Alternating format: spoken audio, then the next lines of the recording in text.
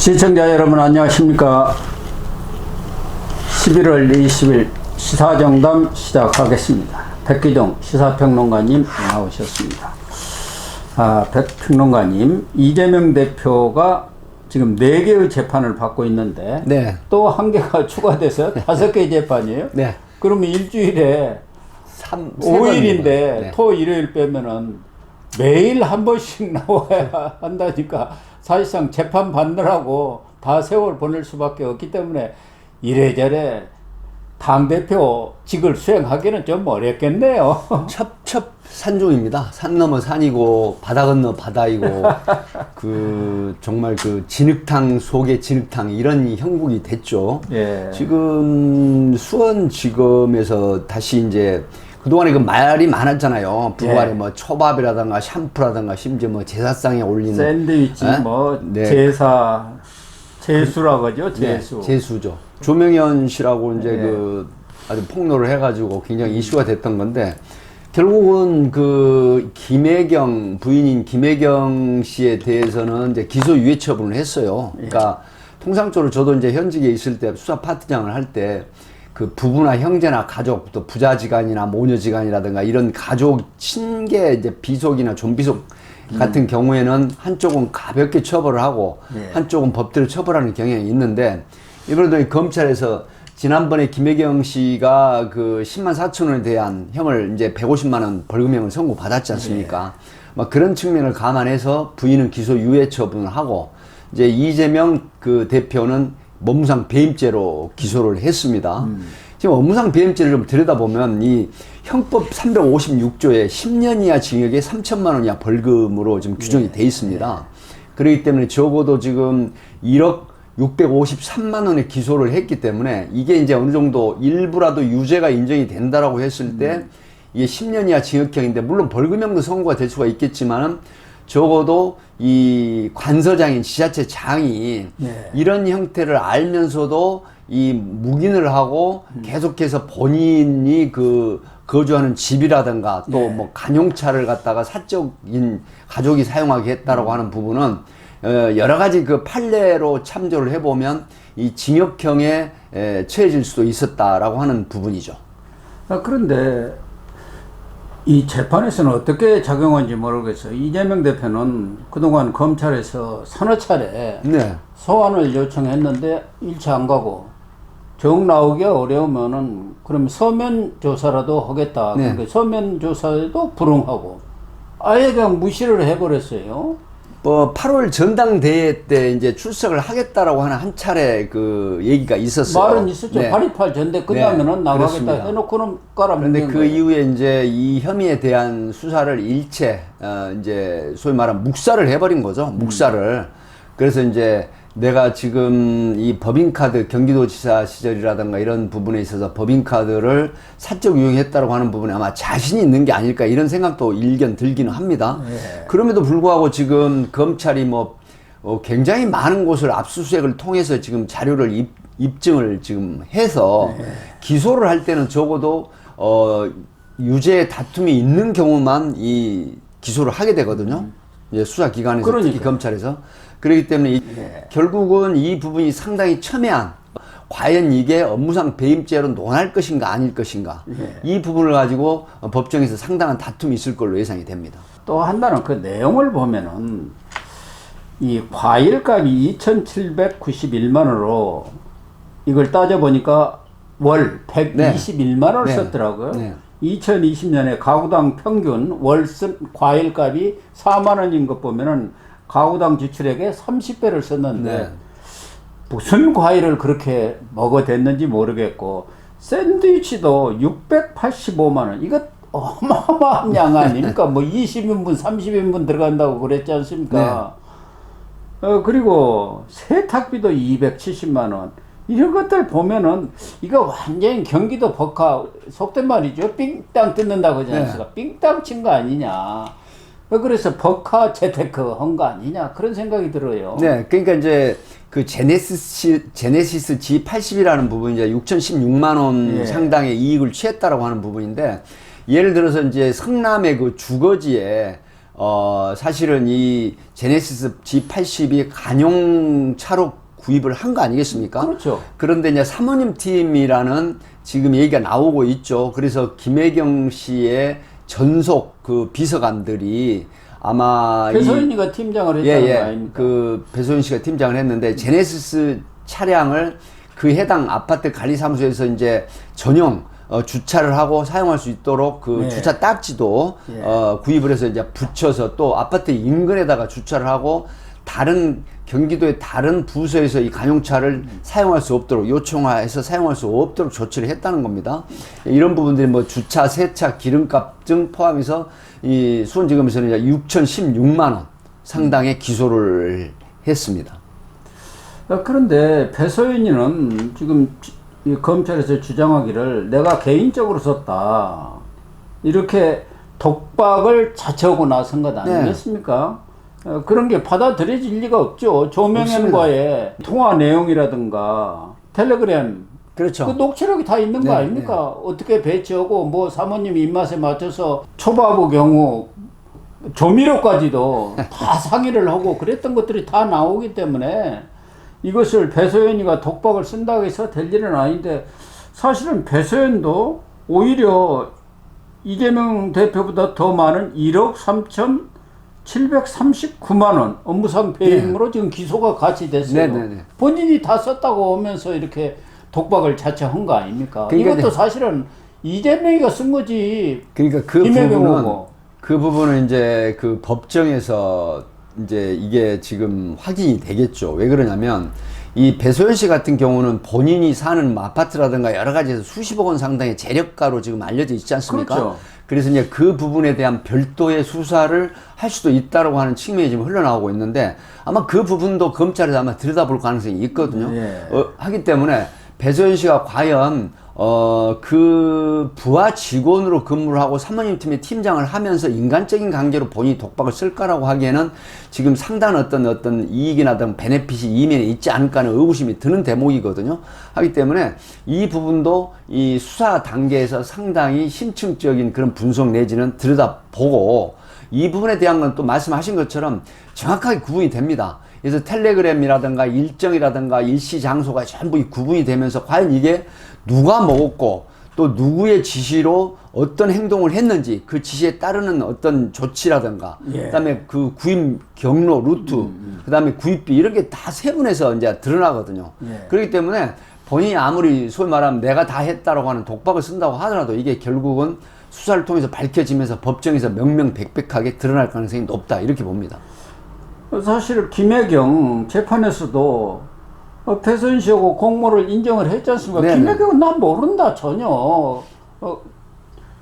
배소연 씨가 알아서 다 알아서 했다. 예, 했다고 다 잡아뗐는데 재판부가 그걸 인정을 안 한 거 아닙니까? 그렇기 때문에 이번 이 경기도 법과 이게 진짜 본안 아닙니까? 그렇죠. 여기서도 아무리 잡아떼봤자 배소연이가 다 독박을 쓴다고 한들 재판부가 일반적인 상식으로 봐서 말이 안 되는 배소연이가 왜 1억이 넘는 돈을 횡령할 수가 있겠습니까? 그건 공직사회에서 불가능한 일 아닙니까? 별정직 공무원으로서 이제 사모님 팀장을 하는 직책으로 이제 그 전속 비서관을 한 거 아니겠습니까? 예, 그렇습니다. 그렇기 때문에 이제 어떤 충성도에서 나오는 부분이라고는 할 수 있지만은 결국은 어떤 이익이 있으니까 그런 독박을 쓰고 그런 주장을 또 하는 건데 아니 예를 들어서 뭐 제사 사용하는 부분을 이재명 대표나 김혜경 씨가 모르겠습니까? 그럼 이게 누구 돈으로 가져왔느냐?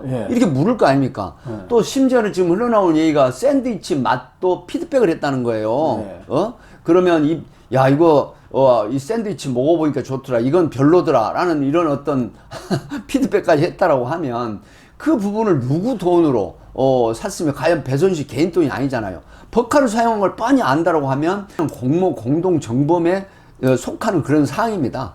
샌드위치 관련해서는 배소연도 20인분, 30인분 들어가니까 아니 저 집에는 기생충이 사느냐 뭐 이런 얘기까지 하는 게 나오지 않습니까?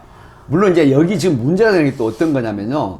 사실은 이게 법카로 구입을 하고 지출 결의서를 전부 허위로 작성했다고 검찰은 보고 있습니다. 그게 문제예요. 예를 들어 직원들 뭐 예를 들어서 격려 차원이라든가 그다음에 어느 해당 부서의 이 격려 내지는 이런 어떤 초과 형태로 근무수당 그런 거 그런 걸로 지출 계획서를 간단해. 작성했잖아요. 이제 이런 부분도 있을 겁니다. 이 아침에 그 조찬할 때 이제 조찬 회의라는 게 보통 공직사에 있습니다. 핵심 있죠. 멤버들 그런 경우에 직원들이 와서 참여해가지고 같이 식사를 하는 경우는 있긴 있어요. 그렇다고 하더라도 이게 이제 명확하게 사적인 부분이냐 아니면 업무적인 부분이냐 하는 부분에 이제 다툼은 있겠지만 결국은 전체적인 상황으로 볼 때 이 제네시스 간용 차량만 가지고 보면 약간 논쟁이 있을 수 있지만 이런 음식 아니 과일을 2,791만 원치 한 달에 예를 들어서 뭐 100여만 원 상당을 구입을 했다고 하는 부분은 우리가 보통 일반적으로 10만 원치 과일 구입하면 보통 거의 뭐 2주 이상 먹지 않습니까? 그럼요. 그런데 100여만 원이 넘는 돈을 과일을 그렇게 구입해서 냉장고에 쌓아두고 먹었다? 이런 부분들 도대체 이해가 안 갑니다. 그래서 지금 벌써부터 야 이재명 부부가 이게 지금 집안에서 사용하는 음식을 저렇게 법카를 사용해서 먹었다? 실망이다. 이런 얘기가 지금 벌써부터 나오는 이유예요. 이 부분이 제가 앞에 말씀드린 것처럼 업무상 배임죄가 10년 이하 징역에 3천만 원의 벌금형이잖아요. 네. 이런데 이 부분이 만약에 유죄로 된다고 하면 이것도 간단치 않은 처벌을 받을 가능성이 있다. 유죄로 만약에 종착역이 됐을 때. 그래서 경기도 법카를 가지고 먹고 쓰는 것까지는 좋은데 이렇게 많이 들어간 걸 보면은 거기에서 또 일부를 빼내 가지고 재테크를 한 거 아닌가. 그래서 이재명이는 대선에 떨어지고도 금방 집에 앉아갖고 방산주 주식 투자를 했지 않습니까? 네. 이렇게 자기가 써야 할 돈을 법카로 다 쓰면은 그만큼 재산이 남는 거 아닙니까? 그렇죠. 뭐 급여를 받은 게 그대로 오롯이 자기들 재산으로 축적이 되는 거죠. 많은 그런 재판을 받는데도 불구하고 이재명 재산은 오히려 줄어든 게 아니라 늘어났잖아요. 증가가 됐죠. 예, 증가가 됐어요. 그러니까 그게 불가사의한 것 아닙니까? 물론 이제 그 재테크라는 게 우리 일반 대중들이나 국민들이 모르는 그 본인들만의 노하우가 있을 수는 있겠죠. 하지만 이런 측면에서 보면 결국 급여를 받고 그 돈을 오롯이 이 저축이라든가 소위 말하면 소장을 하는 상황이고 그다음에 외적으로 드는 여러 가지 사적인 경비라든가 이런 음식값이라든가 또 간용 차량을 사용했다라든가 이런 부분들이 결국은 법인 카드를 사용함으로 해서 본인의 재산을 축적하는데 참 보탬이 됐다.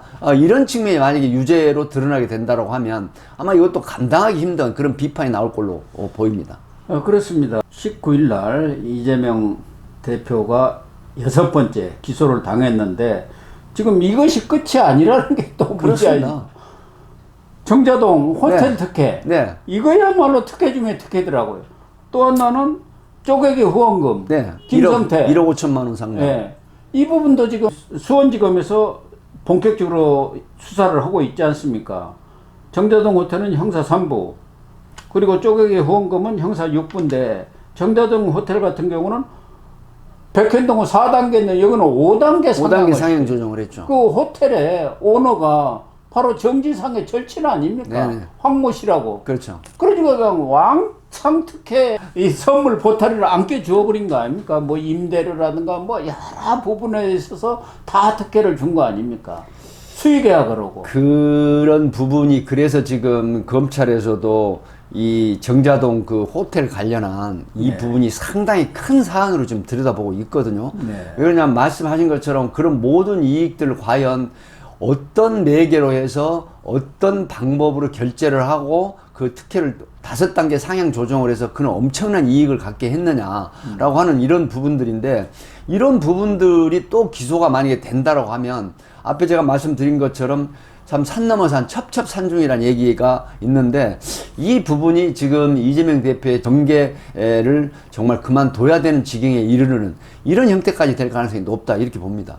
쪼개기 후원금만 해도 이건 명백한 것 아닙니까? 김성태 쌍방울그룹 회장이 그 이화영 재판에 나와가지고 2022년 본인이 증언을 했습니다.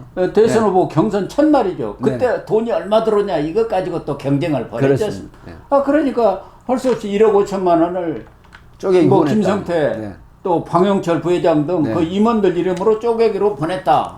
그래가지고 그쪽에서 비서실에서 고맙다 이렇게 전화까지 왔다는 그러니까요. 거 아닙니까? 네. 그게 다 나와 있어요.